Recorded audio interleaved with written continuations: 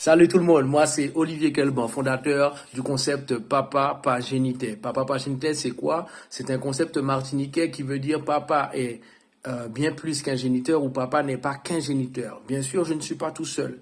J'ai toute une équipe derrière.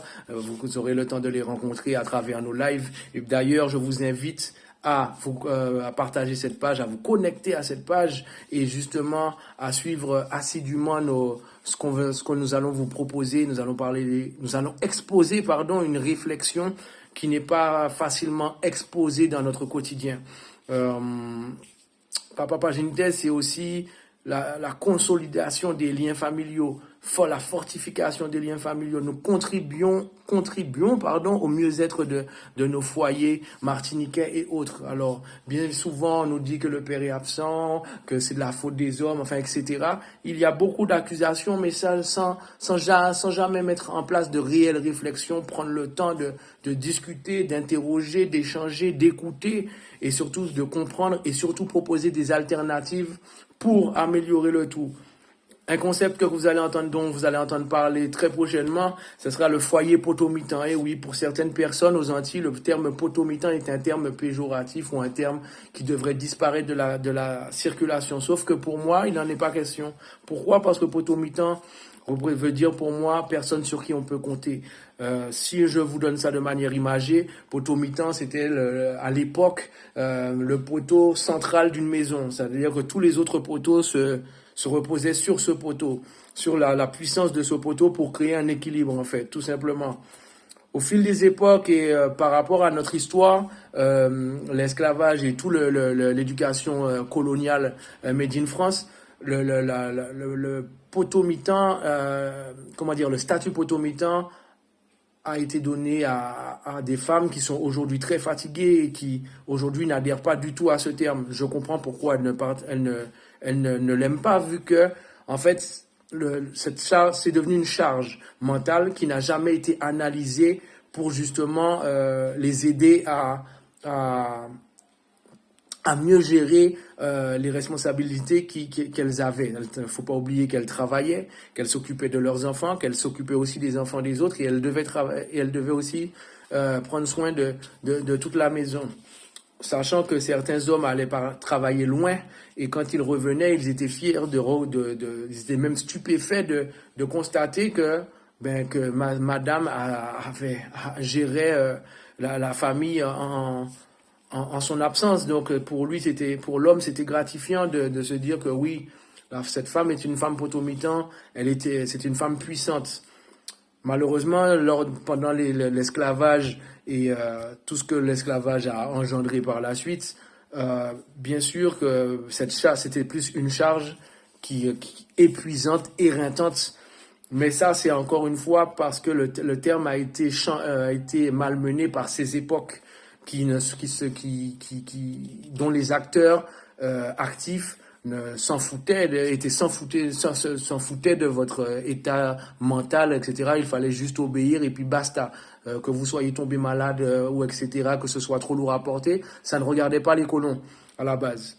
Et aujourd'hui, aujourd'hui, 1er janvier 2024, je tiens à faire comprendre que Papa Paginitel se réapproprie le terme potomitan, car pour moi c'est un terme très important qu'il ne faut pas bannir de notre société, mais au contraire le respecter à sa vraie valeur, à sa vraie importance, à sa vraie définition.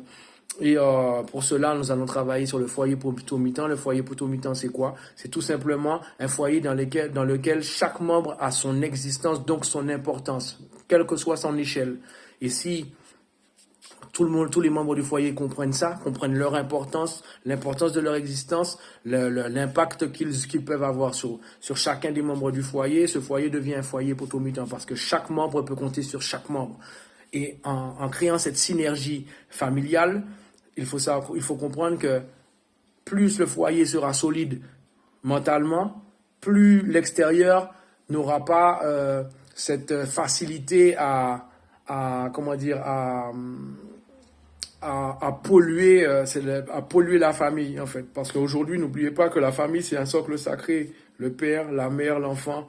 Et Et malheureusement, nous vivons dans une société qui veut tout faire pour décrédibiliser le père, faire croire qu'un enfant n'a pas besoin de ses deux parents, etc., etc. Et nous refusons de suivre cette ignominie, cette bêtise, cette inconscience. Parce que on ne peut pas nier le fait que plus nous sommes divisés, plus ça arrange énormément de personnes.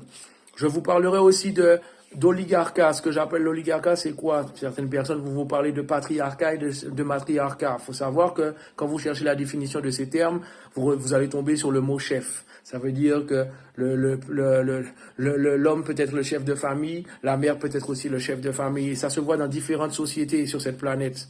Oui, c'est possible, mais malheureusement, l'argent et les riches ou les ultra-riches se permettent, s'estiment ou s'autoproclament Dieu vivant et pensent que tout leur est permis parce qu'ils ont plus que les autres. Donc se permettent de nous diviser, de faire tout et n'importe quoi avec nous, de nous faire subir leur mépris, leur inconscience, leur bêtise.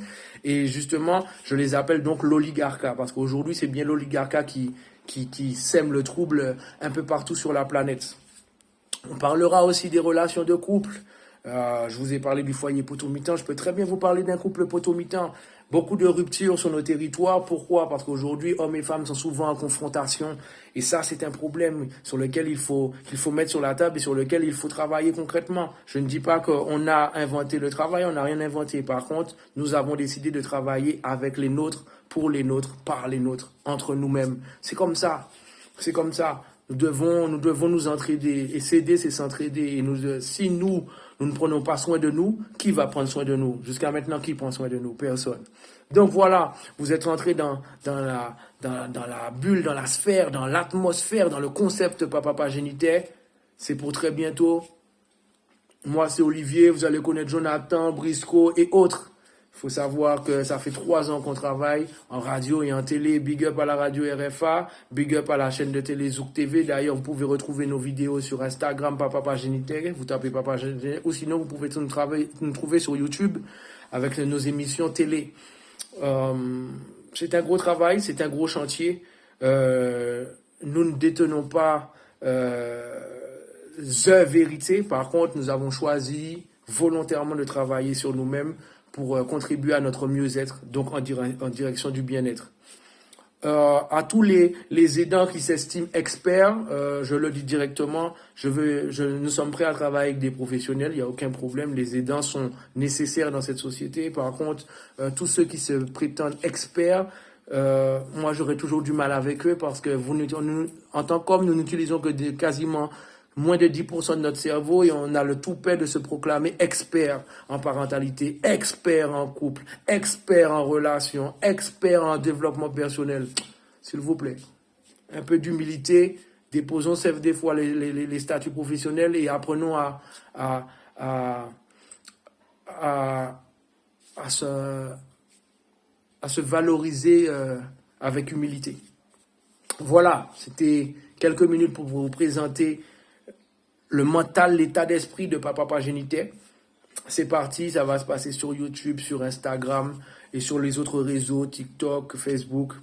Oui, parce que certaines personnes me disent, oui, mais ça c'est ancien, etc. Mais nous ne fonctionnons pas avec ce terme ancien.